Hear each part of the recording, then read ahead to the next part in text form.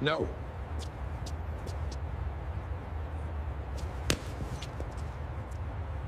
What? The skyline of Manhattan glittered like a crown of glass and fire, every tower reflecting wealth, power, and decisions that shaped markets across continents. At the center of it all stood the Langford Grand, a towering symbol of influence where the most powerful names in business had gathered for one purpose: to finalize a billion-dollar acquisition that would redefine the global luxury fashion industry. Inside the ballroom, everything was polished to perfection. Crystal chandeliers hung like frozen explosions of light above a sea of tailored suits and designer gowns. Champagne flowed freely, laughter was calculated, and every handshake carried hidden intent. Cameras flashed at every arrival. Investors whispered behind practiced smiles. Deals were already being positioned before signatures ever touched paper. And at the center of the attention stood Ethan Cole. Tall, composed, commanding. He didn't just enter rooms, he controlled them. His name alone carried weight, the kind of man who had built an empire from nothing but ambition and relentless precision, the kind of man people either admired or feared. Tonight was supposed to be his crowning moment. The acquisition was clean, strategic, ruthless in the best way. Once finalized, his company would dominate markets from New York to Paris. Every detail had been accounted for, everything. Except what was about to happen. A faint vibration rippled through the glass walls of the ballroom. At first, it was subtle, easy to ignore, a distant hum that didn't belong to the curated elegance of the evening. Then it grew louder. Guests paused mid-conversation. A few turned their heads. The music softened, as if even the orchestra sensed something intruding. The sound wasn't coming from inside. It was above them, a jet, low, too low. Confusion spread quickly now, cutting through the polished calm like a blade. Manhattan wasn't a place where private jets casually descended over active events, especially not this low, not this close. Phones began to rise. Conversation stalled. Eyes shifted toward the ceiling, then toward the towering glass windows that framed the skyline. The hum deepened into a roar, and then silence. Not literal silence, but the kind that grips a crowd all at once, the kind that pulls attention into a single shared moment of uncertainty. Outside, just beyond the Grand Terrace, a sleek private jet had descended onto the restricted landing platform adjacent to the building, a platform reserved only for individuals whose influence made rules. Optional. No one on the guest list had announced an arrival like this. No one. Ethan frowned slightly, the first crack in his composed exterior. His eyes narrowed as he turned toward the terrace doors, calculating, assessing. This wasn't part of the plan, and Ethan Cole did not tolerate surprises. Security moved quickly, their discreet earpieces now alive with urgency. The glass doors slid open, allowing a gust of cool night air to slip into the room along with something else. Tension.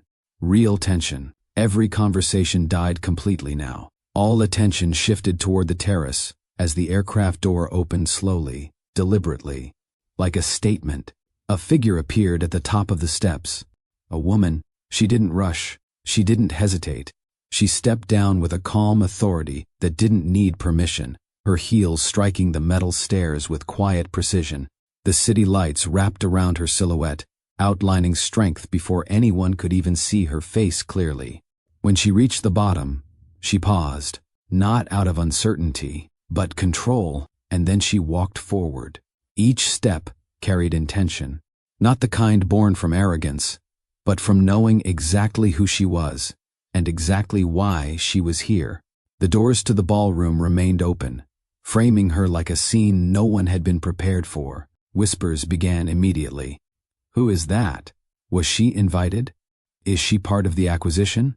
But the questions didn't last long, because the moment she stepped fully into the light, recognition hit, not loudly, not dramatically, but unmistakably, a shift, subtle, yet powerful. Ethan saw her, and for the first time that evening, he stopped moving, completely. His glass remained suspended in his hand, untouched.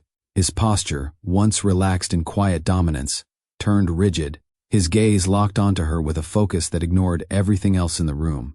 Because he knew her, Niel, The name didn't need to be spoken aloud. It existed in memory, in history, in something he had long since buried under success, ambition, and choices he had convinced himself were necessary. But there she was, not the woman he remembered, not even close. This version of Niel didn't carry the softness he once overlooked. She carried power, refined, controlled, untouchable. Her presence didn't ask for attention. It commanded it. The room felt it. Every eye followed her as she moved forward, the quiet intensity around her growing with each step she took toward the center of the ballroom, toward him. But she wasn't alone. And that's when everything changed, because just as the whispers began to settle, they rose again, sharper this time, confused, disbelieving. Two smaller figures appeared at the entrance behind her, children, twins. They stepped into the light side by side, dressed with the same precision as the world they had just entered. But there was something about them that didn't match the elegance of the room. It wasn't their clothes, it wasn't their posture, it was their faces. A murmur spread across the crowd like a wave no one could stop. Heads turned, eyes widened, people leaned closer to one another, voices dropping into hushed disbelief. Wait, look at them. That's not possible. Because the resemblance wasn't subtle. It wasn't something you had to search for. It was immediate, striking, unavoidable. The twins looked exactly like Ethan, not similar, not close, exactly. Same sharp jawline, same piercing eyes, same unmistakable presence, even at their age. The kind of resemblance that doesn't leave room for doubt. And suddenly, the $1 billion deal, the champagne, the polished smiles, none of it mattered anymore. All attention shifted from the empire to the truth standing right in front of it. Niel didn't break stride. She walked forward with the twins beside her, her expression calm, unreadable, but her eyes never left Ethan, not once. And as she drew closer, something deeper than tension filled the room. It wasn't just shock, it was realization, the kind that settles slowly. And then, all at once, Ethan's grip tightened around his glass. His mind moved fast, too fast, trying to process what he was seeing, what it meant, how it was even possible. But no calculation could keep up with this. Because this wasn't business, this wasn't strategy, this was personal. And it had just arrived unannounced. In front of everyone who mattered, Niel stopped just a few steps away from him, close enough now that there was no distance left to hide behind. The room held its breath, and in that silence, her gaze locked onto his completely, not with anger, not with desperation, but with something far more powerful, finality. For a second, just one, Ethan Cole forgot how to breathe. Not metaphorically. Physically, the air in his chest locked, as if his body itself refused to process what his eyes were seeing. Niel stood in front of him, composed, untouchable, transformed into a version of herself that no longer needed his approval, his validation, or his presence. But it wasn't just her. It was them, the twins. They stood quietly at her sides, not clinging, not uncertain, just present, calm in a room that was rapidly losing control of itself. And every single person in that ballroom saw it now. There was no denying it anymore. The resemblance wasn't coincidence. It wasn't speculation. It was truth, clear, undeniable, and impossible to ignore. The whispers came faster this time, sharper, louder. They have his eyes. Look at the boy's posture. Exactly like Ethan. That girl. That's his face. That's literally his face. Wait. Are those his kids? The questions didn't stay questions for long, because people weren't asking anymore. They were realizing. The kind of realization that doesn't need confirmation, because it's already written plainly in front of you. Ethan's world, built on control and precision, began to tilt. Not visibly, not yet. But, internally, everything shifted. His thoughts collided with each other, trying to catch up with years of decisions he had neatly locked away. Choices he had justified, moments he had dismissed as necessary sacrifices. Niel, pregnant, gone. He had buried it, buried her. Convinced himself it was the cost of becoming who he needed to be. And now, that past stood in front of him, alive, watching him, judging him without saying a word. His fingers tightened slightly around the glass in his hand, the tension subtle, but real. For the first time in years, Ethan wasn't the one controlling the room. The room was controlling him, because every eye that had once admired him was now shifting between him and the twins, measuring, comparing, understanding. And then came the moment that broke whatever fragile composure he had left. One of the twins, the boy, tilted his head slightly, not in confusion, not in fear, but in recognition. He looked directly at Ethan, studied him, the way a child does when they're trying to match reality to something they've only heard about, or imagined. The girl followed a second later, her gaze sharper, more certain, and in that silent exchange, something passed between them. Something deeper than words. Connection, biological, unavoidable, raw. Ethan's chest tightened, because he saw it, not just their faces, not just the resemblance, but himself, reflected back at him in two smaller forms he had never known, never held, never claimed, a life he had walked away from, now standing in front of him like a verdict. A glass shattered somewhere behind him. No one turned to look, because the real fracture wasn't the sound. It was this moment, this exposure, this truth being dragged into the center of a room built on appearances. Ethan. The voice came low, barely above a whisper from someone beside him, one of his business partners. But it didn't matter. Nothing outside of Niall existed anymore. She hadn't spoken, not yet. She didn't need to. Her silence was louder than every whisper in the room. Her presence alone had already done what no competitor, no rival, no market crash had ever managed to do. It had shaken him, and the worst part? She wasn't finished, because Niall didn't come here to be seen. She came here to be understood. And as she stood there, her gaze unwavering, the room slowly began to shift again. But this time, not with confusion, with awareness. The power in the room was moving, not loudly, not dramatically, but undeniably. Moments ago, Ethan Cole had been the center of everything. Now, he was being watched, measured, questioned, and Niall, the woman many in this room would have once dismissed without a second glance, had just walked into the most powerful gathering in Manhattan and taken control of it without raising her voice, without making a scene, without asking for permission. The twins stood calmly beside her, their presence no longer surprising, but defining. They weren't an interruption. They were evidence, living proof of something Ethan had tried to leave behind, and the room knew it.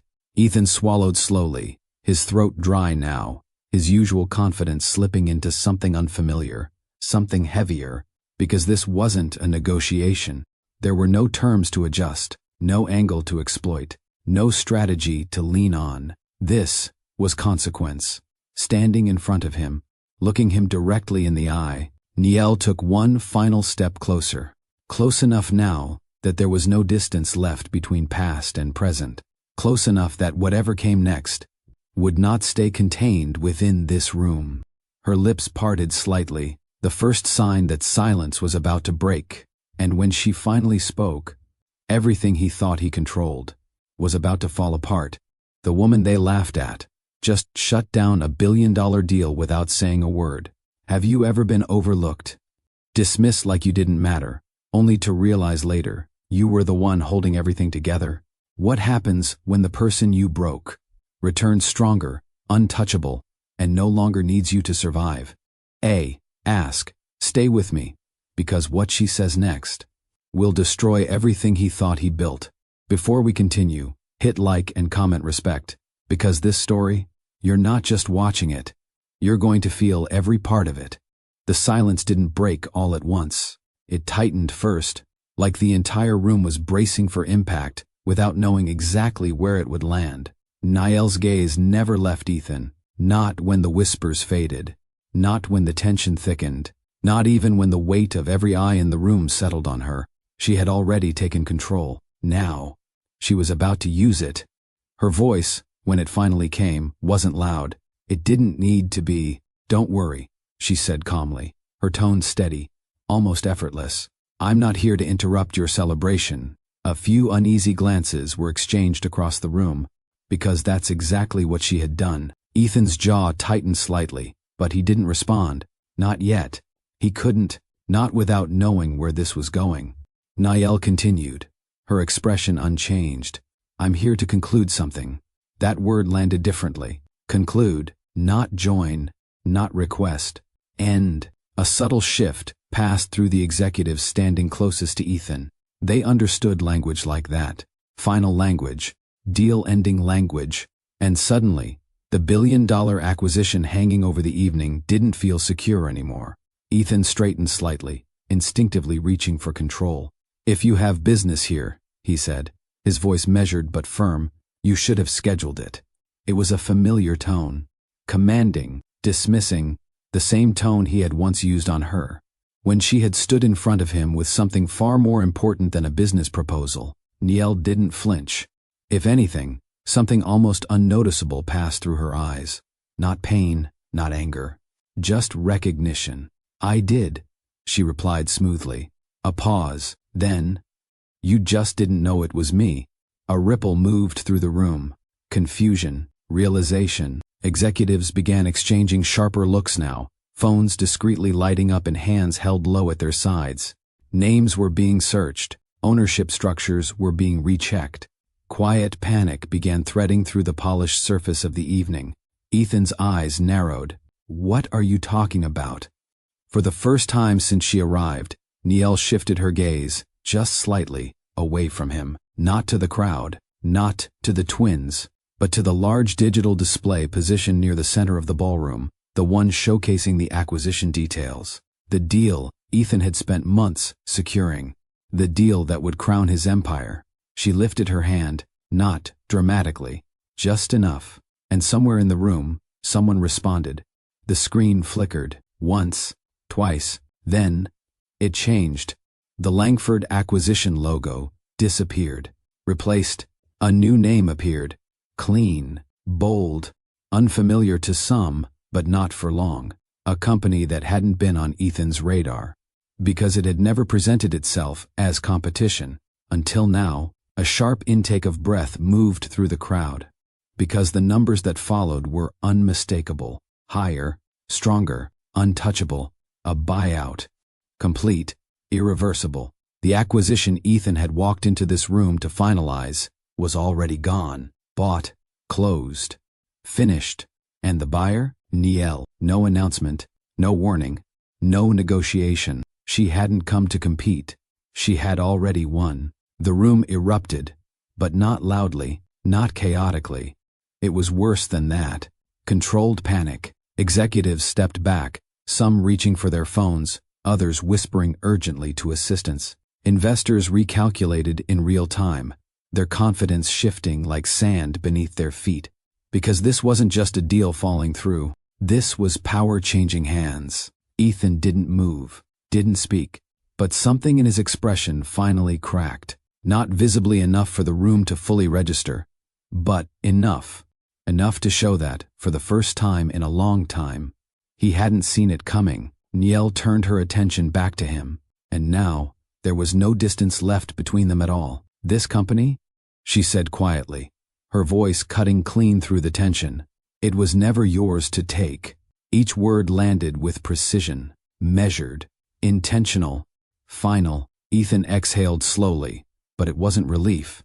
It was the kind of breath someone takes when they realize they've already lost, and are only just catching up to that reality. "You're making a mistake," he said, though the certainty in his voice wasn't as strong as before. Niall's lips curved slightly, not into a smile but into something far more controlled. "No," she replied, "I corrected one." And just like that, the balance of power fully shifted.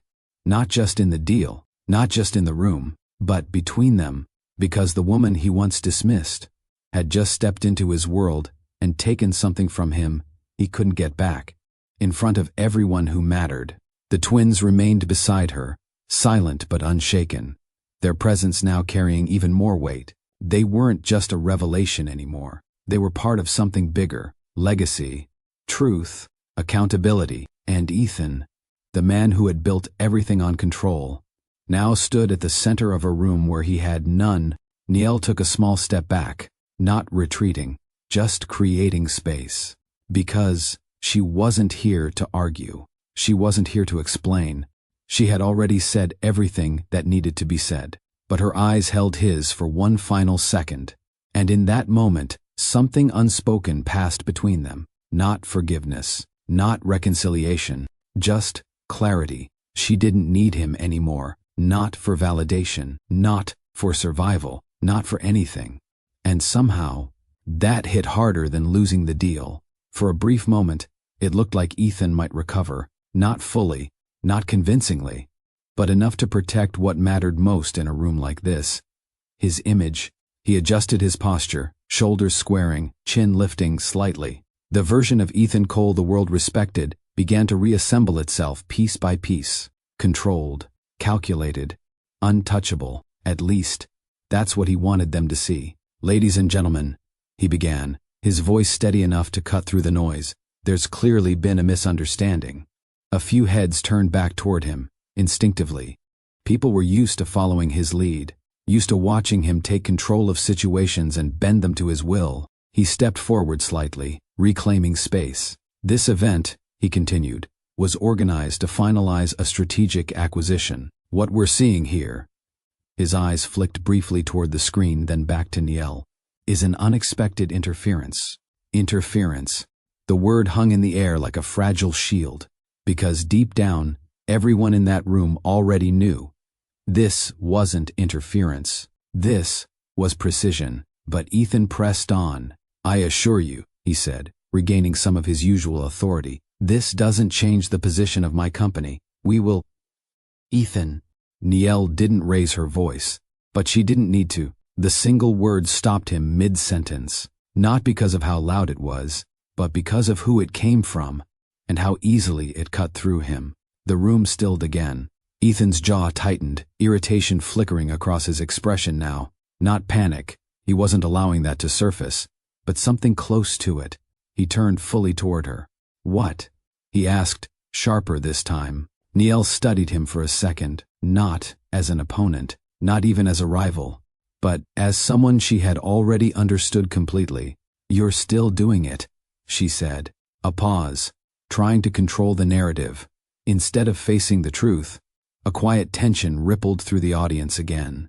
Because this wasn't business anymore. This was personal. Ethan let out a short breath, a faint scoff escaping him as he shook his head. "The truth?"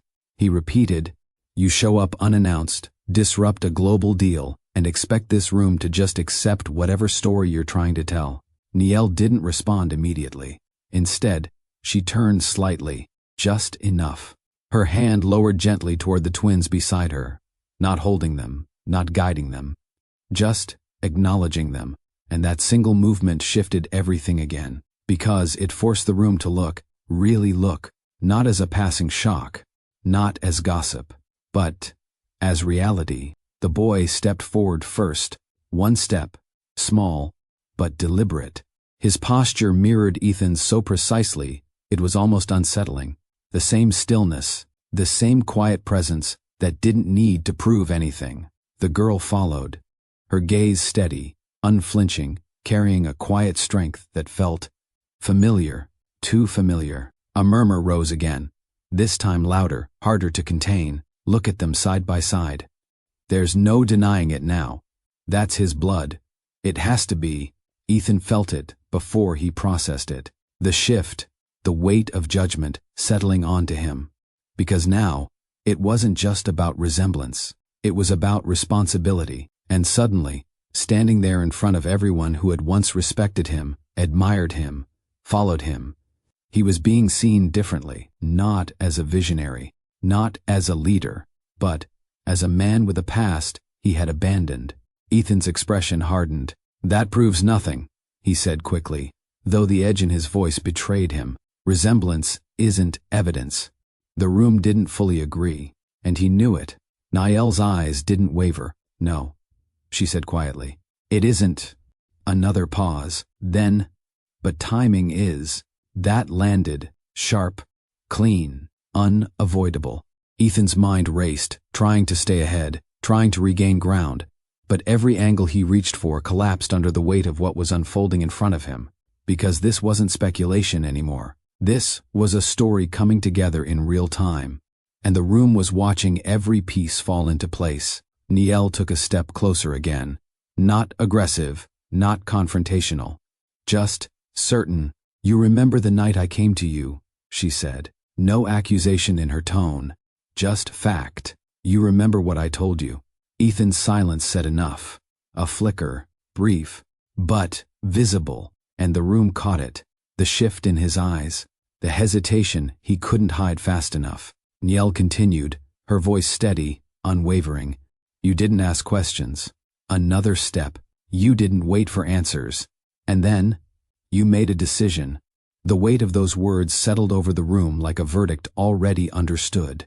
The twins stood quietly beside her, but their presence now felt louder than anything being said, because they weren't just part of the conversation anymore, they were the conclusion.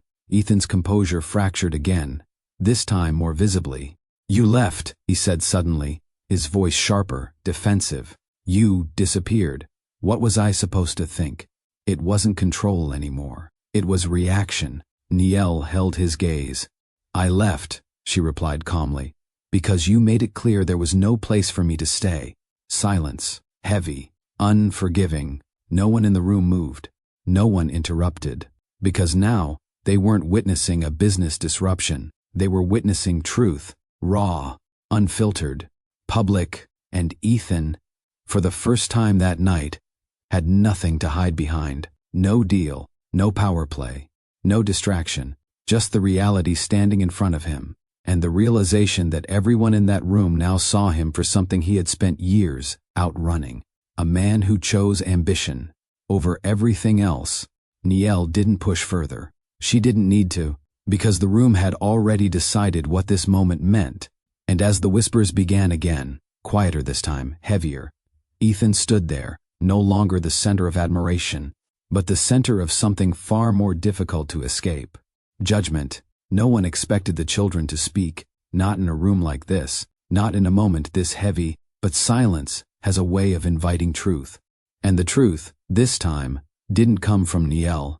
It came from the boy. He took another small step forward, his shoes barely making a sound against the polished floor. His posture remained steady. But there was something else now. Something deeper than quiet confidence. Curiosity. Real, unfiltered curiosity.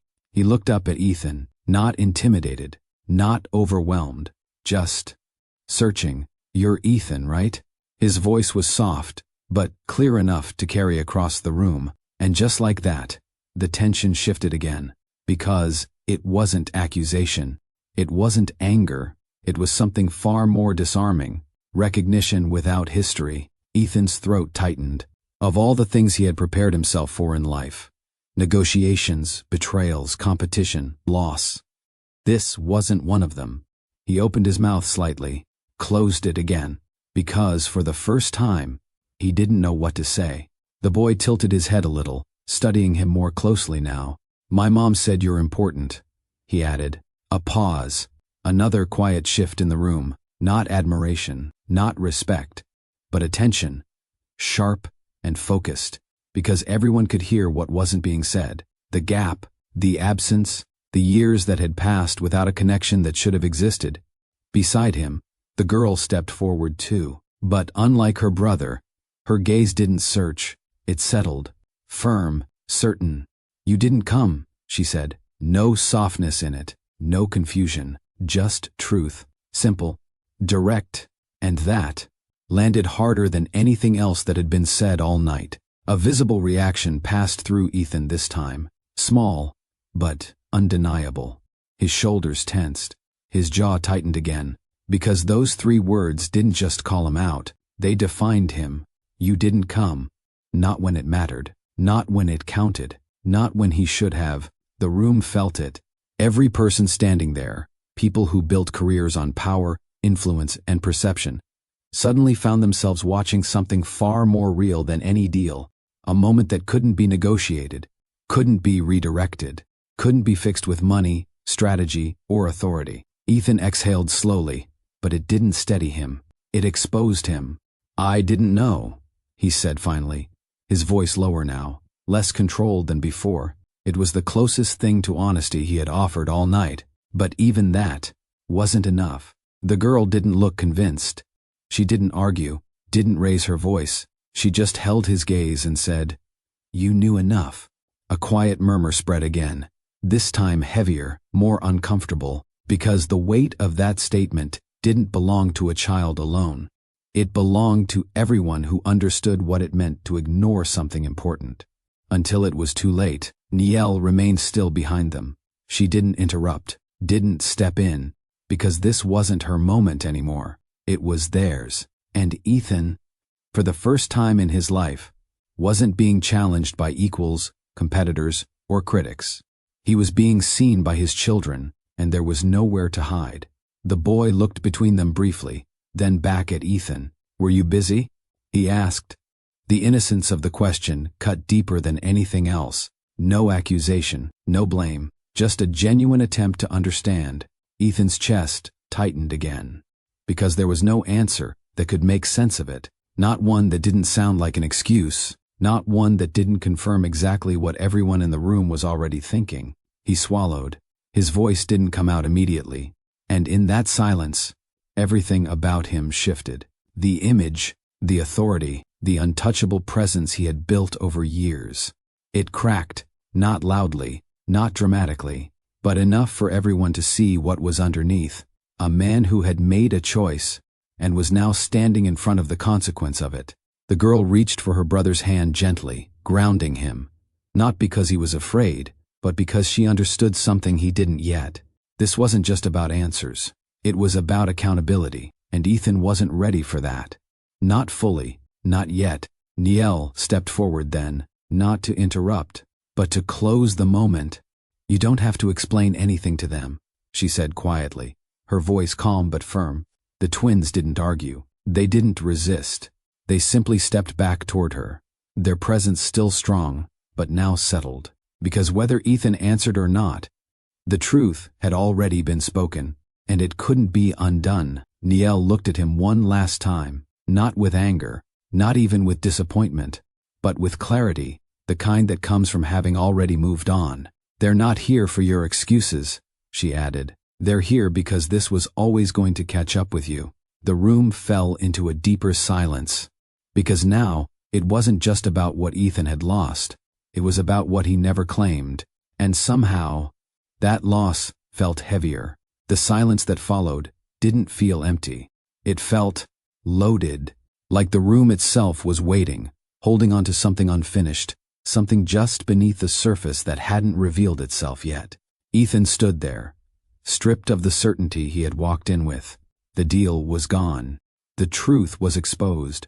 The past he had ignored was now standing in front of him, breathing, speaking, existing without his permission. And still, something wasn't complete. Niall's expression shifted slightly. Not softer, not harder, just decisive. She turned her head, not toward Ethan, not toward the crowd, but toward the entrance behind her. A small movement, easy to miss, but it carried intention. "Come in," she said calmly. For a second, nothing happened. Then, footsteps, slow, measured, unhurried. A man stepped into the ballroom. At first glance, he didn't belong in a room like this. No tailored suit, no designer label stamped across his presence, just a clean, simple uniform. A driver, the kind of man people in rooms like this barely noticed. The kind who opened doors, carried luggage, stood quietly in the background, while powerful conversations happened around him. And that's exactly how the room reacted at first. Dismissal, confusion. Who is that? Why is a driver walking in here? Is this part of some kind of demonstration? Ethan's brows furrowed slightly, irritation flickering again. He didn't have time for this. Not now. Not when everything was already slipping out of his control. "What is this supposed to be?" he asked, his voice edged with frustration. Niall didn't answer immediately. Instead, she watched the man walk forward, each step steady, each movement carrying a quiet confidence that didn't match the role he appeared to play. He stopped a few feet away from her, not behind her, beside her, and that was the first sign something was different, because drivers don't stand beside people like Niel. They stand behind, or outside, or invisible, but not here, not like this. Niel turned slightly toward him. A subtle gesture, respect, real respect. And that single detail shifted the atmosphere again. The room noticed. Ethan noticed. His irritation sharpened into something more focused now. Suspicion. Niel, he said, more firmly this time. Enough of the theatrics. The man smiled, not arrogantly, not mockingly, just knowingly. And when he spoke, his voice didn't match what anyone expected. It carried weight, clarity, presence. Theatrics? He repeated calmly. A faint pause. I think what you're seeing is the part you never paid attention to. The room stilled again, because now people were listening, really listening. Niel stepped slightly back, not retreating, but making space, not for herself, for him, and that's when it became undeniable. This wasn't her assistant. This wasn't staff. This wasn't background. This man mattered.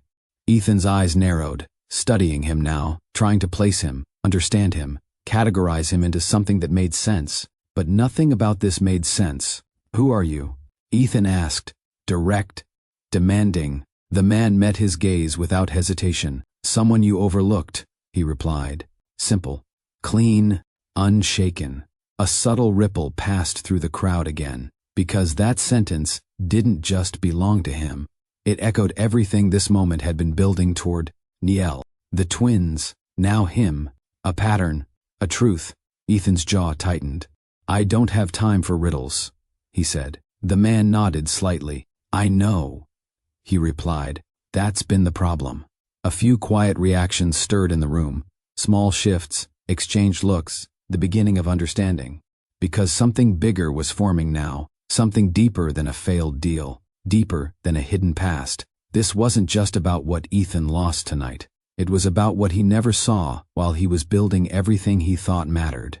Niel's voice entered again, calm but precise. He drove me, she said. A pause, everywhere. Ethan frowned slightly, confusion tightening his expression. What does that have to do with anything? The man exhaled softly, almost amused, but not dismissive. Everything, he said. Another pause. Then, she built it, he added, nodding slightly toward Niel. A shift, subtle, but powerful. And I made sure it moved. Silence, heavy, processing, because now the pieces were starting to connect. Not fully, not yet, but enough to disturb the foundation Ethan had been standing on. Niel stepped forward again, her gaze locking onto Ethan one final time. You built your empire, she said. A beat. I built mine. Her eyes didn't waver. The weight of her words settled into the room with quiet finality. And the difference? A pause. Just long enough for everyone to feel it. I didn't do it alone. That was it. No raised voice, no dramatic declaration. Just truth. Clear, unavoidable, and devastating in its simplicity. Because in that moment, every person in that room understood something Ethan was only just beginning to grasp.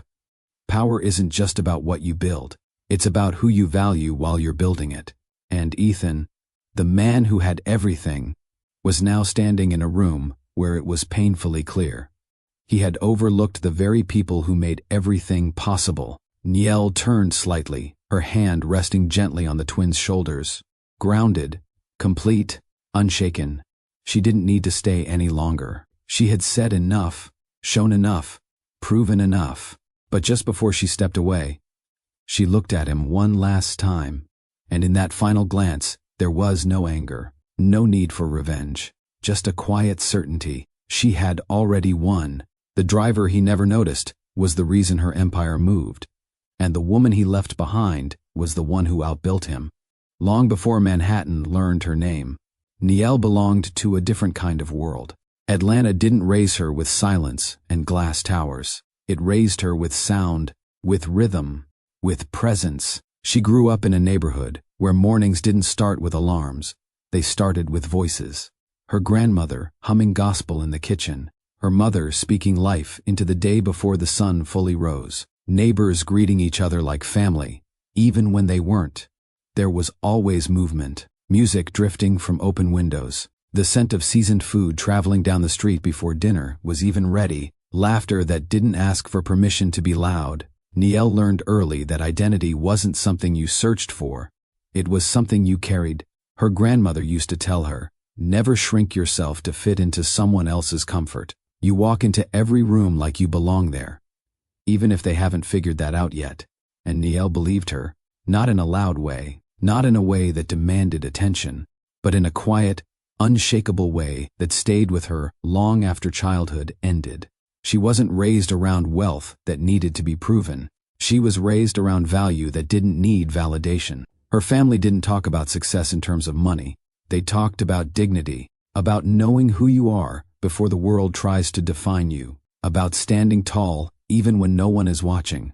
Sundays were sacred, not just for church, but for connection. Family dinners stretched for hours. Stories were passed down like inheritance. Lessons weren't taught through lectures. They were lived, demonstrated, repeated in everyday moments. And Niel absorbed all of it. She learned how to read people, not just what they said, but what they avoided. She learned how to listen, not to respond, but to understand. She learned that strength didn't always look loud. Sometimes it looked like patience, like restraint, like choosing peace when chaos would have been easier. By the time she became a young woman, Niel carried herself with something many people couldn't explain. Not arrogance, not pride, but presence. The kind that made people pause without knowing why. The kind that didn't come from where she was going, but from where she came from. Atlanta gave her more than memories. It gave her foundation, and that foundation would become the one thing no one could take from her. Niel didn't learn love from fairy tales. She learned it from consistency, from watching her mother show up every single day, whether she was tired or not, whether things were easy or not. Love, in Niel's world, wasn't loud declarations or grand gestures. It was reliability. It was presence. It was choosing someone, again and again, even when it wasn't convenient. Her father wasn't always a man of many words, but when he spoke, it mattered. Anyone can say they love you, he once told her when she was younger. Watch who stands beside you when it costs them something. That stayed with her. It shaped how she saw people. It shaped what she accepted and what she refused to tolerate. Niel grew into someone who didn't just feel emotions, she understood them. She could walk into a room and sense tension before a single word was spoken. She could tell when someone was pretending, when someone was hurting, when someone was hiding behind confidence they didn't actually feel, and because of that, she loved deeply, but carefully. She didn't chase attention. She didn't compete for affection. If someone chose her, she met them with loyalty that didn't waver. If someone didn't, she let them go without losing herself in the process. That was her difference. She never confused love with dependency. She never believed she had to become less to be accepted more. Her identity was already rooted too deeply for that. And yet, for all her strength, all her clarity, all her emotional awareness, Niel still believed in something simple. That love, when it's real, shouldn't feel like a battle. It shouldn't require you to prove your worth. It shouldn't make you question whether you belong. And when she eventually met Ethan, that belief didn't disappear. It deepened. Because for a moment, he made it feel true. To most people, Niel looked grounded, simple even. She didn't dress to impress. She didn't carry herself like someone trying to be seen. There were no loud signals of status, no visible attempts to position herself in spaces she didn't naturally belong to. And that's exactly why people underestimated her. What they didn't notice was what she didn't say. The quiet phone calls she sometimes took in private. The way certain older figures greeted her with respect that felt earned. The subtle ease she had in environments that should have felt unfamiliar to someone from her background. There were details, small ones, easy to overlook if you weren't paying attention, like the way she never seemed intimidated by wealth, not impressed by it either, as if she had already seen it, already understood it. long before she ever stepped into those spaces publicly. Her grandmother had once told her, "Not everything valuable needs to be visible." Niall lived by that. She never introduced herself through status, never used wealth, whether hers or connected to her, as a tool for validation. Because to her, money wasn't identity, it was resource. And resources didn't define who you were. They only revealed how you chose to move. So she moved quietly, learning, observing, building understanding long before she ever needed to use it. And because she never felt the need to prove anything, people assumed there was nothing to prove. That assumption would later become one of the biggest mistakes anyone ever made about her. Niall never chased power, not because she couldn't, but because she didn't see it the same way others did. To her, power without connection felt empty. Status without meaning felt fragile. She had seen people with everything, and still lacking peace. Seen relationships built on convenience instead of care. Seen individuals choose ambition at the cost of everything that actually mattered. And she made a quiet decision early in life. That would never be her. If she loved, it would be real. If she committed, it would be intentional. If she built something with someone, it wouldn't be based on what they had, but on who they were. She wasn't naive. She understood the world, understood how money moved, how influence worked, how people aligned themselves with what benefited them most. But she also understood something deeper, that, at the end of it all, none of it meant anything if you stood alone. That belief shaped every choice she made. It shaped how she saw Ethan, not as the man everyone admired, but as the man behind the image, the one who laughed differently when he forgot to be composed, the one who, in quiet moments, seemed less certain than the world believed him to be. She didn't fall for his status. She fell for what she thought was real beneath it. And for a time, she believed he saw her the same way. Ethan Calloway didn't grow up discovering power. He was born into it. New York raised him differently than Atlanta raised Niall, where her world was built on connection. His was built on expectation. His family name carried weight long before he ever understood what it meant. Doors opened for him not because of who he was, but because of who he was expected to become. From an early age, there was no room for uncertainty, no space for failure. Every decision mattered, every move was observed, every achievement was measured against a standard that kept rising. Dinner conversations weren't about feelings, they were about performance, about strategy, about positioning. Success wasn't encouraged, it was required, and Ethan adapted. Quickly, he learned how to speak with precision, how to read rooms, how to present confidence even when he didn't feel it. He learned that hesitation could be mistaken for weakness, and weakness had no place in the world he was being prepared for. By the time he was a teenager, he wasn't just participating in that world, he was mastering it.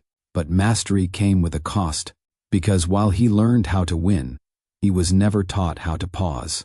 Ethan's ambition didn't come from desire alone. It came from pressure, the kind that doesn't need to be spoken out loud, because it's already understood. He wasn't chasing success for validation, he was maintaining it to avoid disappointment. Every achievement pushed him forward, but never allowed him to rest, because in his world, staying still meant falling behind, and falling behind wasn't an option. So, he kept moving. Faster, higher, further. He built his empire with focus that bordered on obsession, every deal calculated, every risk measured, every outcome aligned with a version of success that had been defined for him long before he ever had a chance to define it for himself. People admired him, respected him, followed him, but none of them saw the quiet cost behind it. The isolation, the constant need to prove, even when he had already proven enough. And over time, that pressure shaped how he saw everything, including love. To the world, Ethan was effortless, confident, magnetic, the kind of man who could walk into any room and own it without raising his voice. And part of that was real. He knew how to connect, how to listen just enough to make people feel seen, how to say the right thing at the right time. But there was another side, quieter, more guarded, a version of him that didn't fully trust what couldn't be controlled. He could build empires, but emotions? Those were different, less predictable, less manageable, so he kept them at a distance, close enough to experience, but never close enough to disrupt his focus. Until Niall. Niall didn't respond to Ethan the way others did. She didn't admire him for his name, didn't adjust herself to fit his world, didn't treat him like someone above her, and that caught his attention immediately. With her, there was no performance, no need to maintain an image. She saw through it too easily, and instead of pulling away from that, he leaned into it. For the first time, Ethan experienced something unfamiliar: ease, conversations that didn't feel strategic, silence that didn't feel uncomfortable, moments where he didn't have to think 3 steps ahead.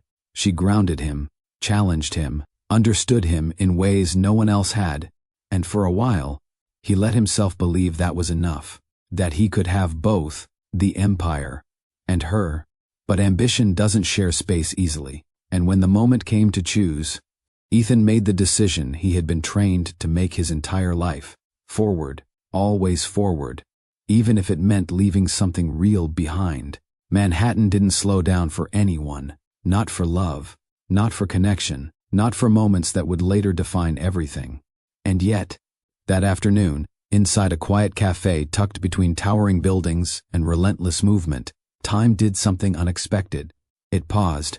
Niall sat near the window, a book resting open in her hands, though she hadn't turned a page in several minutes. Not because she was distracted, but because she was observing. The city outside moved with urgency, people rushing, cars honking, deals being made in passing conversations. Inside, the cafe offered something different: stillness, a rare kind of calm that didn't try to compete with the world beyond its glass. She liked places like this, places where people didn't need to perform. "Excuse me." The voice came from across her table. Niall looked up. Ethan Calloway stood there, composed as always, but with something slightly less guarded in his expression than the man the world usually saw. "You're sitting at the only table with an open chair," he said. "Do you mind?" Niall studied him for half a second, not impressed, not intimidated, just assessing. "Depends," she replied calmly. "Are you planning to talk, or just sit?" A flicker of surprise crossed his face. Brief, but real. Most people didn't respond to him like that. "I can sit quietly," he said.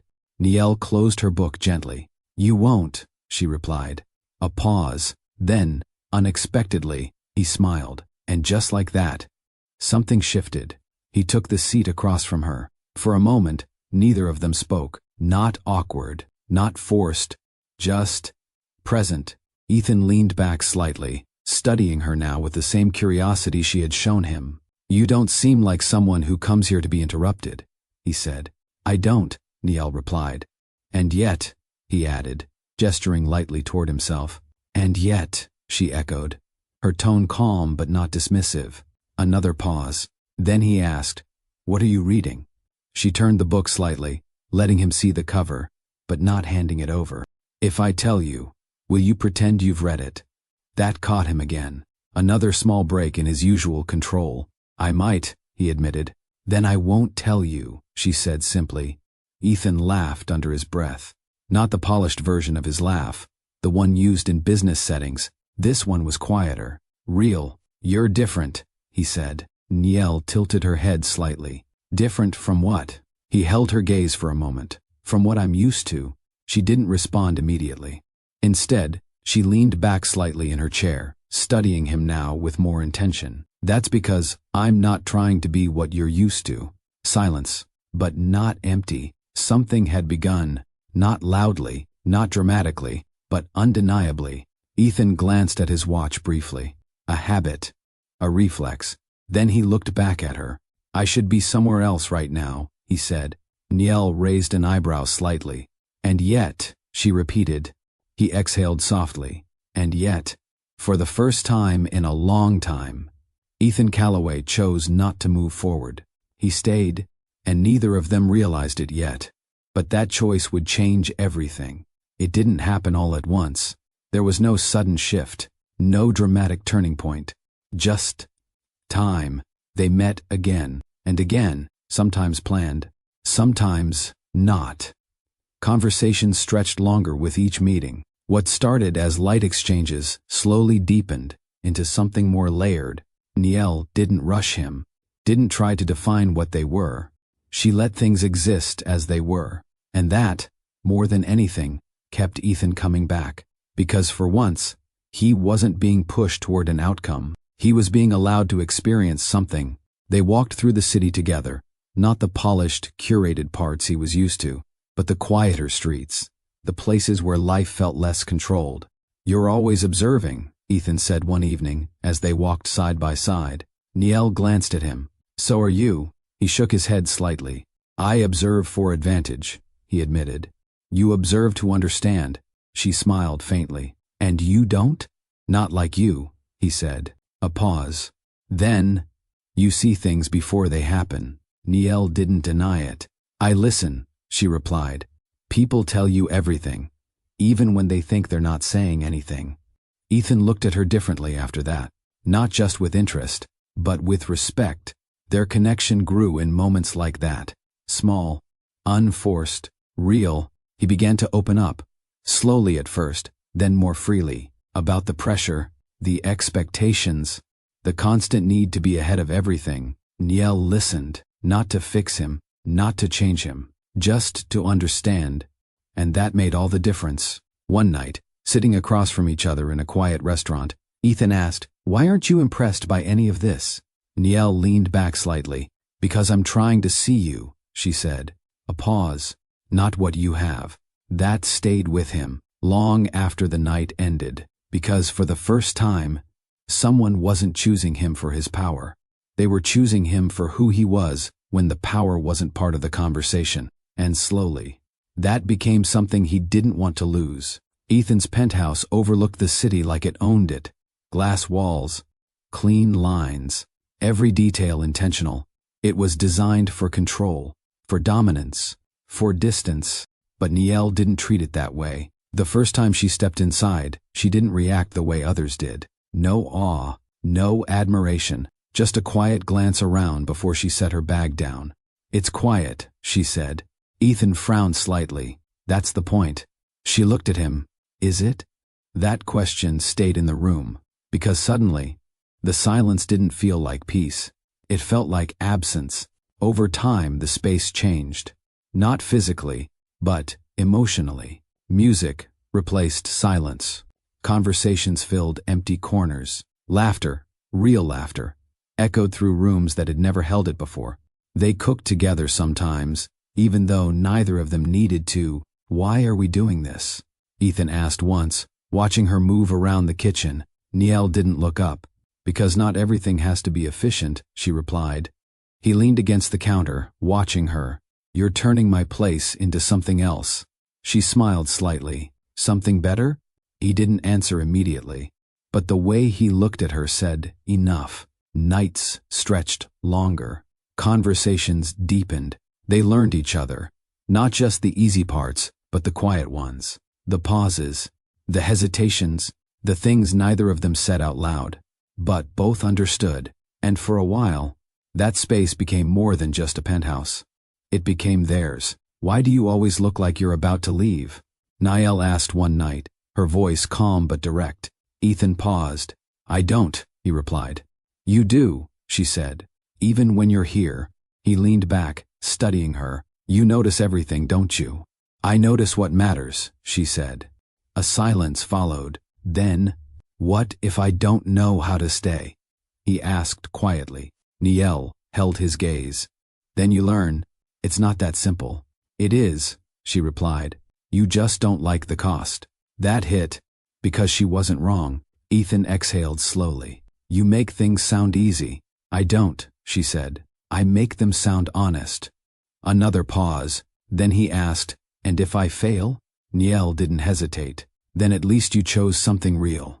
That conversation stayed with him, because it forced him to confront something he had avoided for years. That success didn't protect you from loss. It just delayed it. And for a time, he chose her, not fully, not completely, but enough to believe that maybe he could have both. It didn't start with arguments. There were no dramatic confrontations, no clear moment where everything changed. It started quietly. Small delays in responses, shorter conversations, missed calls that used to be returned immediately. Ethan was still there, just less present. Niall noticed, not because she was looking for problems, but because she paid attention. "Everything okay?" she asked one evening when his replies felt distant. "Just busy," he said, and at first, that was enough. Busy turned into constant, meetings ran longer, trips became more frequent, time together became something that had to be scheduled. Instead of something that happened naturally, the penthouse grew quiet again, not the peaceful kind of quiet, the kind that echoed. Niall sat alone more often, her presence no longer filling the space the way it used to. Ethan didn't notice right away, because from his perspective, everything was moving forward. The company was expanding, opportunities were multiplying, success was accelerating, and in his world, that meant everything was working. "Are you listening?" Niall's voice cut through one evening as Ethan scrolled through his phone mid-conversation. He looked up. "I am." "You're not," she said calmly. A pause. "I just repeated myself." Ethan set his phone down slowly. "I have a lot going on right now." "I know," she replied. Another pause. "But so do I."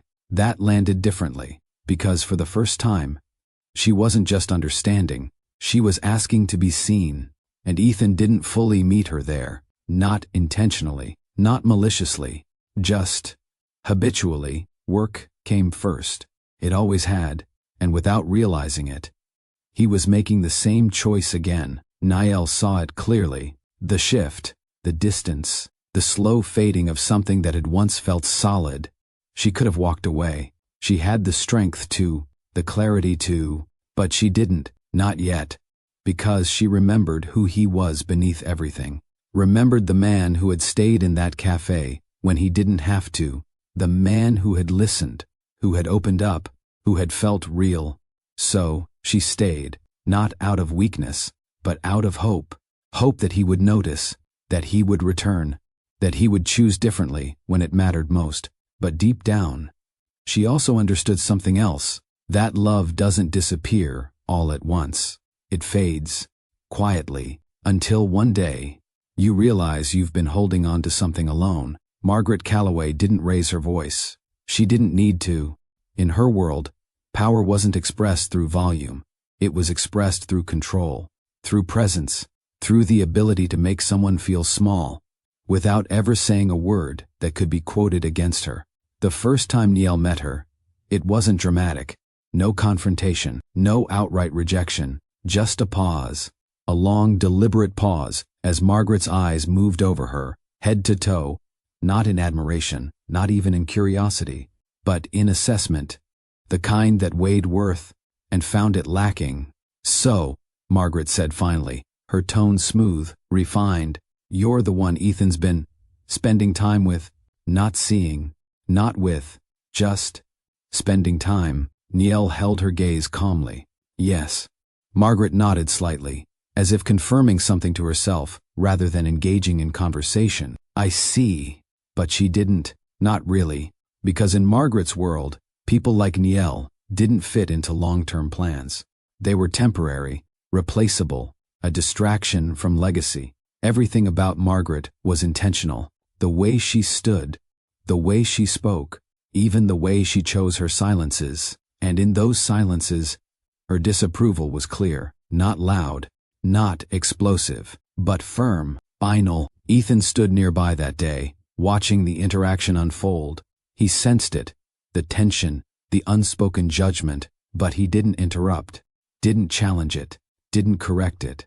He told himself it wasn't necessary, that it would pass, that Niall didn't need defending. But what he didn't understand then was that silence, in moments like that, is a decision, and Margaret noticed it. She always did. Margaret never attacked directly. That would have been too obvious, too easy to confront. Instead, she chose something far more precise. Comments that sounded harmless, but weren't. Observations that felt polite, but carried weight beneath them. "Your background is refreshing," she said once over dinner, her tone pleasant, her smile controlled. Niall didn't respond immediately. Because she understood what was being said, without it being said. Margaret continued, turning slightly toward Ethan. You've always surrounded yourself with very driven individuals. This feels different. Different. Again, always that word. Niall set her glass down gently. In what way? She asked calmly. Margaret's smile didn't shift. Oh, I didn't mean anything by it, she replied smoothly. Just an observation. But it was never just that. It was the way she asked questions that weren't really questions. Do you enjoy these kinds of events? Are you comfortable in this environment? New York can be quite overwhelming if you're not used to it. Each sentence placed carefully, each one implying something without stating it outright, and every time, Niall responded with the same composure. I'm exactly where I'm supposed to be. That answer irritated Margaret more than anything else could have, because it left no room for correction, no room for superiority, no room for control. Ethan heard these exchanges, every one of them, and each time, he told himself the same thing. It's nothing. She doesn't mean it that way. There's no reason to escalate. But Niall didn't need escalation. She needed acknowledgement. And that never came. It wasn't just Margaret. It was the world she controlled, the rooms she curated, the people she influenced, the circles she maintained with quiet authority. Niall began to notice it slowly. At first, it was subtle. Conversations that paused when she approached, invitations that didn't include her name, events where she stood beside Ethan, but never quite with him. Margaret never said, exclude her. She didn't have to. Her disapproval carried weight, and people followed it. At one gala, Niall found herself standing alone near the edge of the room, while Ethan was pulled into conversations across the floor. She watched, not with insecurity, but with awareness.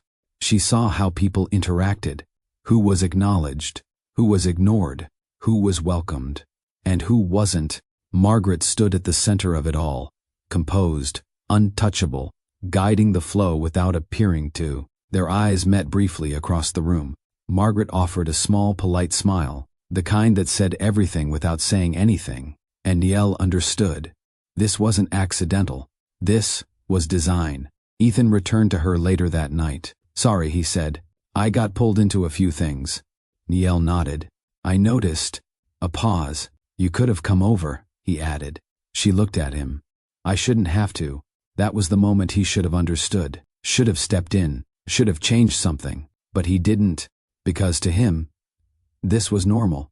To her, it was everything, and that gap became the beginning of the end.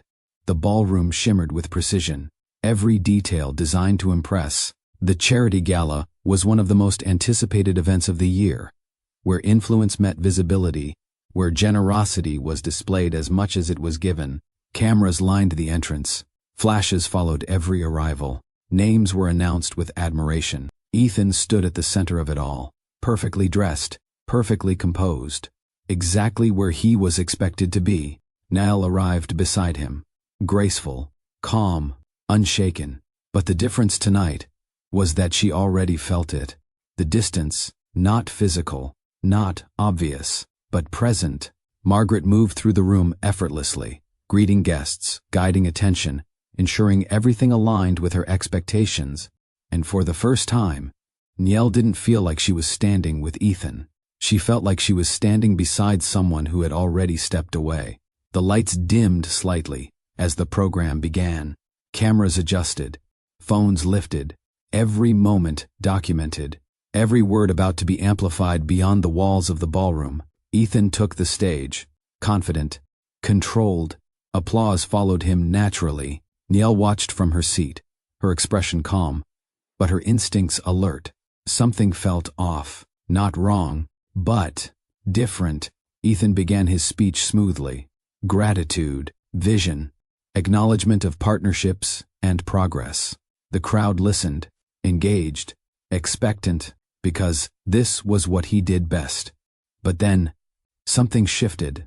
Ethan paused mid-sentence, just for a second, long enough to feel. Then he exhaled slowly. "There are moments in life," he began, his voice steady but carrying something new, "where you realize you've made decisions that don't align with where you're going." The room quieted further. This wasn't part of the script. Nielle's eyes lifted slightly. Focus now, fully present. Ethan continued. "Sometimes, those decisions come from emotion. A pause. From distraction. Another pause. And then..." He said it. Clear, unfiltered, unprotected. "My marriage was a mistake." For a moment, no one reacted. Not because they didn't hear it, but because they were processing it. Then, the room shifted. Gasps, whispers, phones lifting higher. Recording, capturing, freezing the moment that would travel far beyond this room. Some people turned toward Nielle immediately. Others looked at Ethan, stunned. Margaret didn't move, not surprised, not shocked.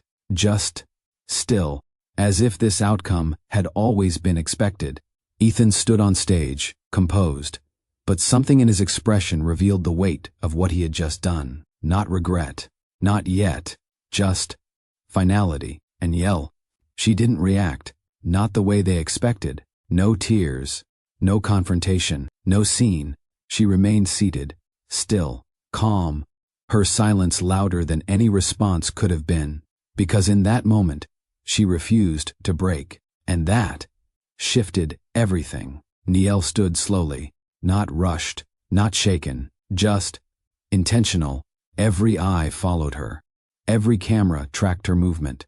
She didn't look at the crowd, didn't look at Margaret. She looked at Ethan, and for a brief moment, there was no audience, no cameras, no noise, just the two of them, and everything that had led to this point. She held his gaze, not with anger, not with pleading, but with clarity, the kind that comes when something ends completely. Then, she turned and walked away. No words, no reaction, no acknowledgement of the humiliation that had just taken place. Because she understood something they didn't. That dignity doesn't need to defend itself. And as she walked through the crowd, the whispers followed her. But they didn't define her, because in that moment, she wasn't the woman who had been embarrassed. She was the woman who refused to be reduced by it. And Ethan, standing alone on that stage, finally understood what it meant to lose something real. If you've ever been disrespected like this, comment. I felt that the office didn't feel like a place where lives ended. It was quiet, controlled, neutral, in a way that made everything happening inside it feel almost insignificant. But for Nielle, this room marked the official closing of something that had once meant everything. She sat across from Ethan at a long polished table, the space between them filled not with emotion, but with documents. Legal language replaced conversations they never finished. Signatures replaced promises that had been broken long before this moment. The lawyer spoke, but his words barely registered. Standard separation terms. Asset. Protection clauses. Final confirmation. None of it mattered. Because the real ending had already happened. This was just the formality. Ethan didn't look at her much. When he did, it was brief, controlled, as if maintaining distance now would somehow justify the distance he had created before. Nielle noticed, but she didn't react. She had reached a place beyond reaction, a place where clarity had replaced expectation. Everything is in order, the lawyer said finally, sliding the final document forward. A pen followed. Ethan picked it up first. No hesitation, no pause, just a quick glance. And then his signature landed on the page. Clean, decisive, final. Nielle watched it happen, not with heartbreak, but with understanding. This was who he had become, or maybe, who he had always been. The pen was passed to her. For a brief moment, her fingers rested on it, not trembling, not uncertain, just still. She didn't rush, because, unlike him, she understood the weight of what she was closing. Not just a marriage, but a version of herself that had believed in something he couldn't sustain. She signed, slowly, deliberately, and just like that, It was over. No dramatic goodbye, no final conversation, just two people sitting across from each other, with nothing left to say. The silence of the office didn't last, because, outside, the world was already talking. Clips from the gala had spread faster than anyone expected. Ethan's words replayed across platforms, dissected, debated, amplified. "My marriage was a mistake." The sentence followed Niall everywhere, not in person, but in perception. People who had never met her formed opinions instantly. She was never his level. She got what she deserved. He upgraded. Simple. Comment sections filled with assumptions. Strangers turned into critics. Moments were reduced to headlines that stripped away everything real about what had happened. Niall saw some of it, not because she searched for it, but because it was impossible to avoid. And still, she didn't respond, because she understood something most people didn't. That noise doesn't define truth. It only reflects perspective, and perspective is often incomplete. The invitation stopped. The calls slowed. People who had once acknowledged her presence now acted like she had never been part of the room. It wasn't aggressive. It was subtle, calculated, the kind of exclusion that doesn't draw attention, but makes its impact clear. At one event, she attended alone, not for validation, but for closure. She felt it fully. The shift, the distance, conversations that didn't extend to her, glances that lingered just long enough to communicate judgment. And somewhere across the room, Margaret stood, composed as ever, watching, not openly, not directly, but enough.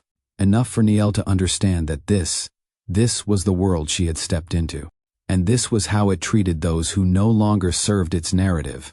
But Niall didn't shrink, didn't retreat. She moved through the room with the same quiet confidence she had always carried. Because while they saw her as someone who had lost, she knew something they didn't. She hadn't lost herself, and that mattered more than anything they could say. Niall never introduced herself through wealth, because she didn't need to. Her family name didn't circulate in gossip columns. It wasn't attached to flashy headlines or public displays of status, but in certain rooms, the right rooms, it carried weight. Her grandmother, the same woman who had raised her with strength and clarity, had also built something quietly over decades. Not overnight, not through noise, but through discipline, investments placed with precision, partnerships formed with intention, decisions made with long-term vision instead of short-term attention. What began as small ownership in local businesses grew into something far more expansive: real estate across multiple cities, equity in emerging companies, private holdings that never needed public validation. And at the center of it all was a philosophy: wealth isn't what you show, it's what you sustain. Niall didn't grow up shielded from this, but she wasn't defined by it either. She was taught how to understand it, how to move within it, how to protect it, without ever needing to announce it. While Ethan built his empire in the spotlight, Niall built hers in silence, not alone, but independently. Every move she made after leaving him was intentional, calculated, grounded in everything she had learned long before he ever entered her life. She didn't rush into visibility, didn't seek attention. She built structure first, strength first, control first. The companies she invested in weren't random. They were strategic. Undervalued sectors, overlooked markets, opportunities others dismissed because they didn't look impressive on the surface. She saw what others didn't, because she had always seen differently.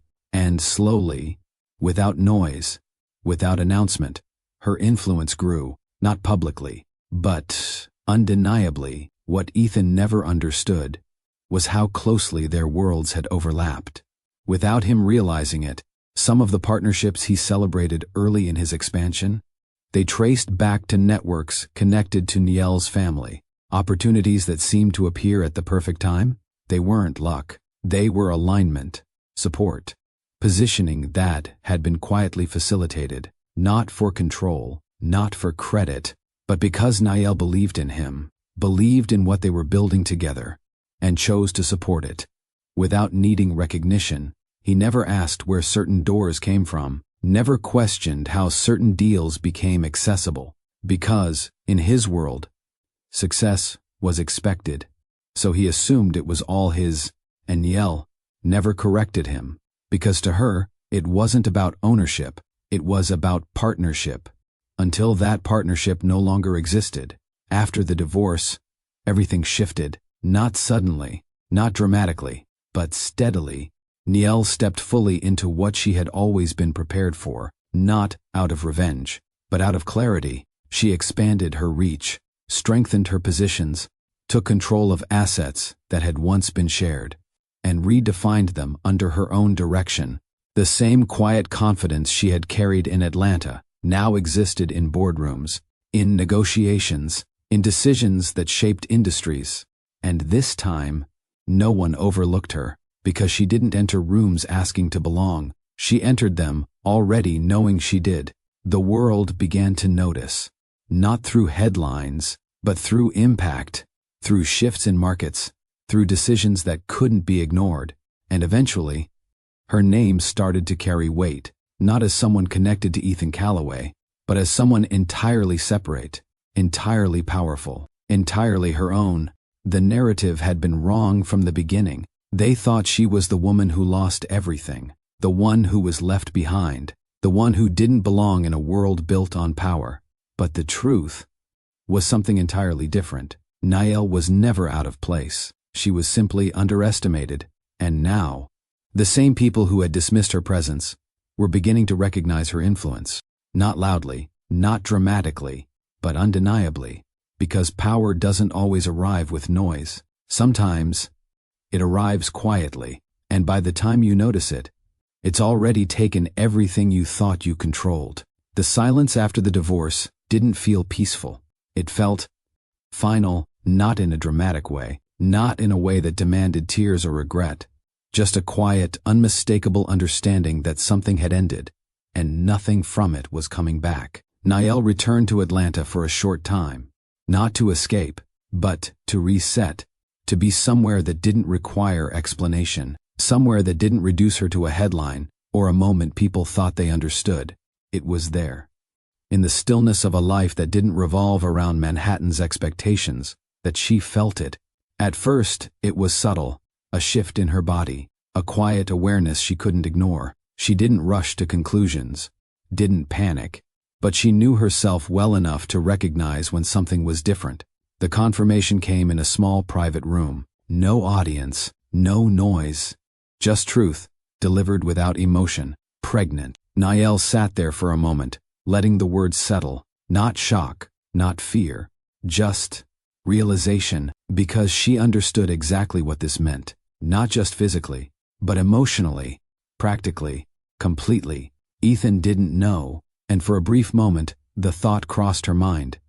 Should he?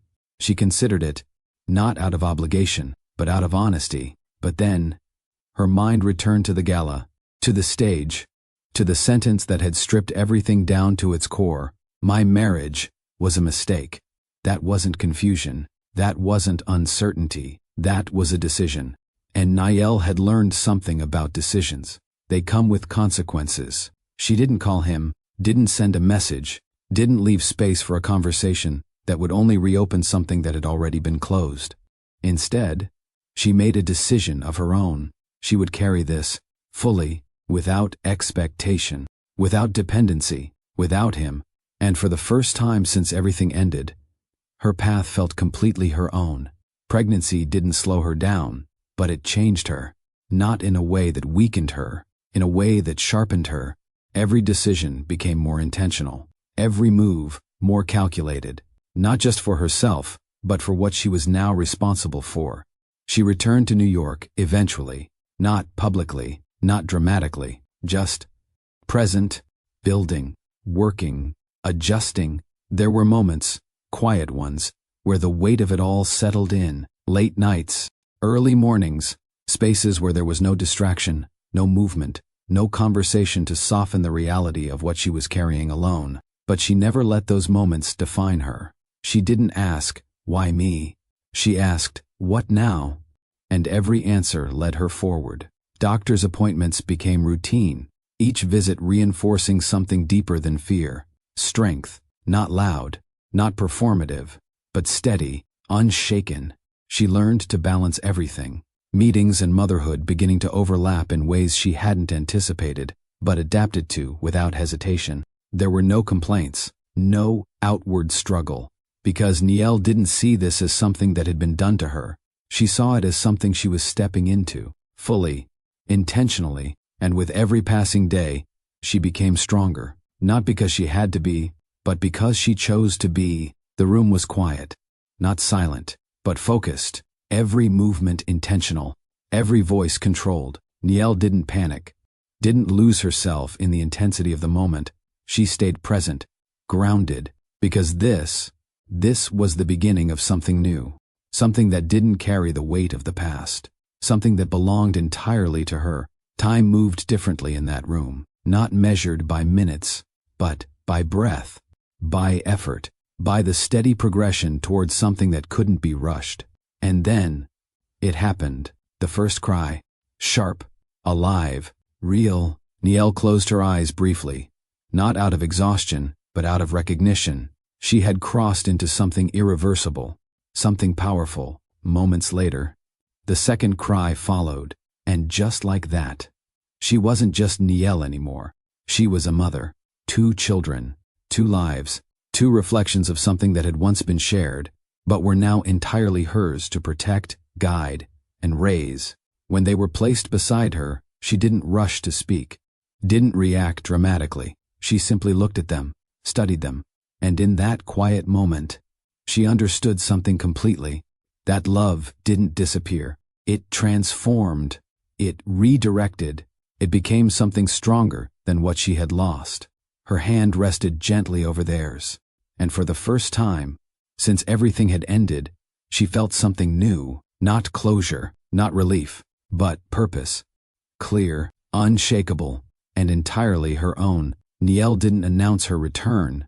She didn't need to, because while others focused on visibility, she focused on structure. Every decision she made after the twins were born was deliberate, not rushed, not reactive, but guided by a level of clarity she had never needed before. She didn't rebuild, she expanded, quietly, strategically. Industries that looked stable on the surface but had weak foundations underneath became her entry points. She studied them, understood them, then moved, not aggressively, but precisely. By the time people noticed, she was already positioned. Her acquisitions didn't make headlines at first. They weren't flashy, they weren't designed to attract attention, but they mattered, because each one connected to the next. A textile manufacturer here, a logistics partner there, a distribution network quietly secured before competitors realized its value. Individually, they didn't seem significant, but together, they formed something powerful, a system, a network that didn't rely on external control. And slowly, the industries she touched began to shift, not dramatically, but undeniably, because she wasn't just participating. She was shaping. The real strength of Niel's empire wasn't visible. It wasn't in branding. It wasn't in public recognition. It was in control. Supply chains, movement, access. She understood something many overlooked, that the true power in any industry isn't always at the top. It's underneath, in the systems that keep everything running. And she positioned herself there, quietly, deliberately. Companies that once operated independently began to depend, directly or indirectly, on structures she controlled, not through force, through necessity. And by the time anyone considered challenging it, it was already too late, because her influence wasn't something you could remove. It was something everything else had begun to rely on. Niel never bragged, never announced victories, never positioned herself as someone to watch. And that's why no one saw her coming. Because while others competed for attention, she built leverage. While others focused on perception, she focused on control. And eventually, the results spoke for themselves. Markets shifted in her direction. Opportunities aligned with her structure. And the same people who once overlooked her now found themselves navigating systems she had built, not knowing that every move they made was already anticipated. Niel didn't become powerful overnight. She became inevitable. Every step she took after the divorce, after the humiliation, after the silence, led her here, to a place where she no longer needed recognition to validate her presence. Because her impact spoke louder than any title ever could. She wasn't the woman who had been left behind. She wasn't the one people whispered about. She was the one they now had to account for. In every room, in every deal, in every decision.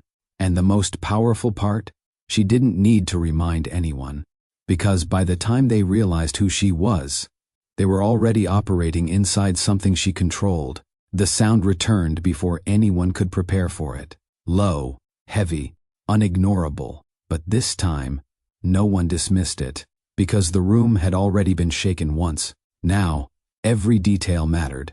The Langford Grand Ballroom stood frozen in a moment that hadn't fully settled. Conversations had not resumed properly. Glasses remained untouched. Executives who were used to control now stood in uncertainty they couldn't disguise. And then, the jet descended again into view beyond the glass terrace. Not sudden, not chaotic, precise, deliberate. A statement. Phones lifted faster this time. Not out of curiosity, but anticipation. Because now, they knew, whatever this was. It wasn't random. Ethan stood where he had been, but nothing about him carried the same authority anymore. The posture was still there. The presence was still visible. But beneath it, there was awareness. He had already lost something. He just didn't know how much more was about to follow. The aircraft door opened, and once again, Niall appeared. But this time, the room didn't question who she was. They knew, not just her name, but her weight. Her presence no longer entered the room as a surprise. It entered as confirmation. The twins followed, and unlike before, the whispers didn't hesitate. They're his. It's undeniable. How did no one know this? But the real shift wasn't in what people said. It was in how they looked at Ethan, not with admiration, but with understanding, and that understanding wasn't in his favor.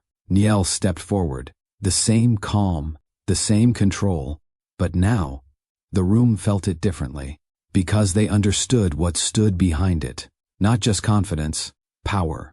The energy inside the ballroom changed in layers, not all at once, but steadily, like something being recalculated in real time.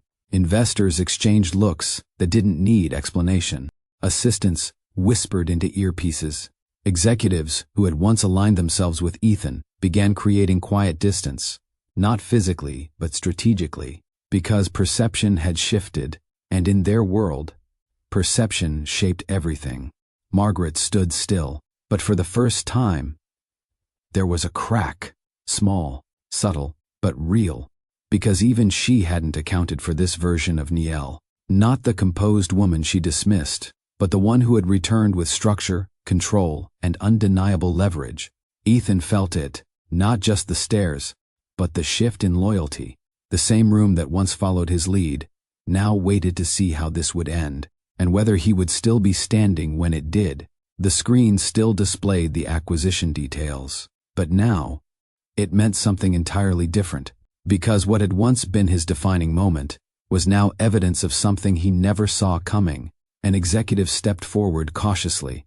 "Ethan, we need to address this," he said, his voice low but urgent. Ethan didn't respond immediately. His eyes remained locked on Niall. "What exactly did you do?" he asked, not loudly, but directly. Niall didn't rush her answer, because she didn't need to. "I completed what you were trying to take," she said calmly. A pause, "and I secured it before you had the chance to." The executive's expression tightened. "That's not possible," he said quickly. "We had full control of—" "You had access," Niall corrected, "not ownership." That distinction landed hard, because in business, that difference changes everything. Phones lit up across the room. Messages were being received in real time. Confirmations, legal updates, irreversible outcomes, and one by one, it became clear the deal was gone, not delayed, not disrupted, gone, finalized under her control.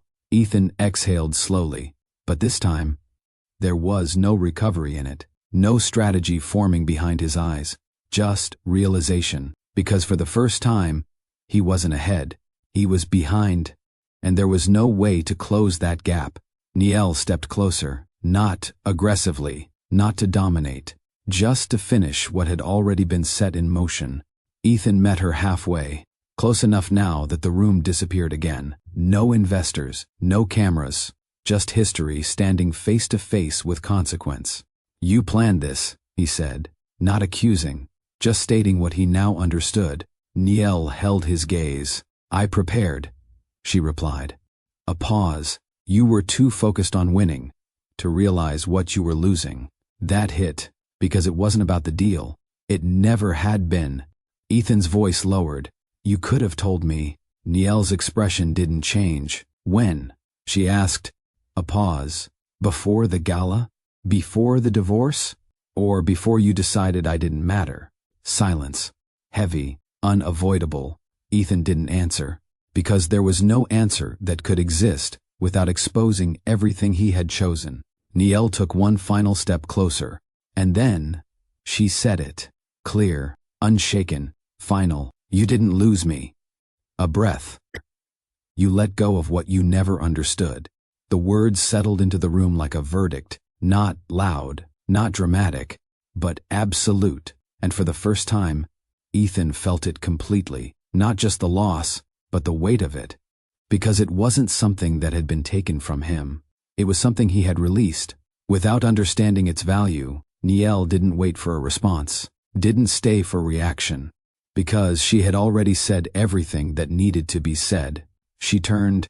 The twins moved with her naturally, not uncertain, not hesitant, just aligned, and the man who had once been overlooked, the driver, stepped forward again, opening the path without drawing attention to himself.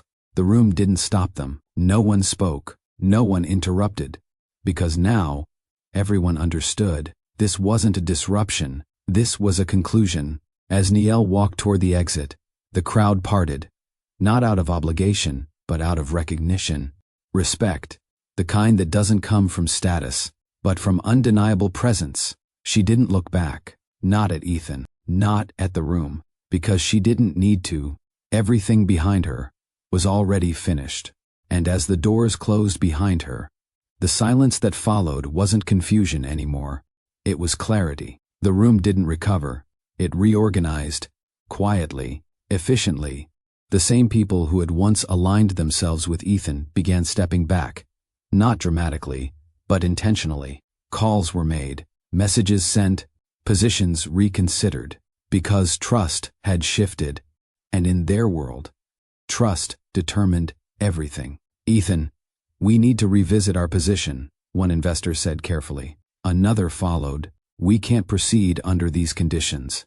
The language was polite, but the meaning was clear. They were leaving. News traveled faster than he could respond, not just about the deal, but about everything connected to it. The gala, the statement, the exposure. Narratives formed quickly, not all of them accurate, but all of them damaging, because reputation, once questioned, doesn't return easily. Ethan's name, once associated with control and precision, now carried something else. Doubt. And in his world, that was enough. By the time the room cleared, Ethan stood alone, not physically at first, but gradually, as conversations ended, as people left, as attention moved elsewhere. The same space that had once centered around him now felt distant, empty. Margaret approached him slowly. "For once, without control, you should have handled this differently," she said. Not comfort, not support, just acknowledgement. Ethan didn't respond, because for the first time, there was nothing left to defend, nothing left to position, nothing left to control, just silence. And in that silence, everything became clear, not just what he lost, but what he had never truly understood. The city didn't change for him. Traffic still moved with urgency. Lights still filled the skyline. Deals still happened in rooms he was no longer invited into. Everything continued. But for Ethan, nothing felt the same. He stood across the street from a building he now knew carried more weight than any of his former offices, not because of its size, not because of its design, But because of who walked in and out of it, Niel, he didn't go inside, not because he couldn't, but because he understood something now that he hadn't before. Access isn't always about proximity, it's about permission, and he no longer had it. From where he stood, he watched quietly, not hidden, not avoiding being seen, just present in a way that didn't interrupt. He had tried to understand it all in the days after everything collapsed, tried to trace back the decisions, the moments, the exact point where things could have gone differently. But clarity doesn't come from searching for a single mistake. It comes from recognizing a pattern, and Ethan saw it now. Every time he chose work over presence, every time he dismissed what didn't align with his priorities, every time he assumed something would still be there, because it had always been there before. He thought success would secure everything. He never considered that it could cost him something irreplaceable. His hands rested in his pockets, his posture still composed, but no longer commanding. Because there was no room left to command, only space to observe, and across that distance, he saw her. Niel stepped out of the building with the same quiet confidence she had always carried. Nothing about her asked for attention. And yet, attention followed her anyway, not because she demanded it, but because she had become impossible to ignore. The twins walked beside her, not behind, not being led, but moving in rhythm with her. Their presence didn't feel like an addition to her life. It felt like its foundation. She spoke to them as they walked. Something light, something grounded, the kind of conversation that didn't carry weight from the past, because for them, there was no past to carry, only what she chose to give them. And what she gave them was stability, clarity, presence, everything she had once believed love should be. The driver opened the car door quietly, as he always did. Still understated, still consistent, still part of something that had been built on respect, not status. Niel paused briefly, not because she felt anything pulling her back, but because she understood something fully. This wasn't about leaving. She had already left long ago. This was about continuing forward, without hesitation, without doubt. She didn't look across the street, didn't search for him, because she didn't need to confirm what she already knew. That chapter had closed, completely. She placed a hand gently on each of the twins as they got into the car. A small gesture, but one that carried everything. Protection, guidance, love. The door closed, and just like that, she moved on, not dramatically, not forcefully, but naturally, as if she had always been heading in this direction. Ethan stayed where he was, not frozen, not broken, but changed, because watching her leave without looking back taught him something no success ever had. That value doesn't always announce itself. It doesn't demand recognition. It doesn't compete for attention. Sometimes, it exists quietly, waiting to be understood, and if it isn't, it doesn't stay. He exhaled slowly, his gaze no longer following the car as it disappeared into the flow of the city, because he knew there was no catching up to it, no rewriting it, no returning to what he had let go of, only the understanding that came after everything was gone. And that understanding carried a truth he couldn't ignore. Love, without vision, without awareness, without presence, doesn't survive. It fades, not because it wasn't real, but because it wasn't protected.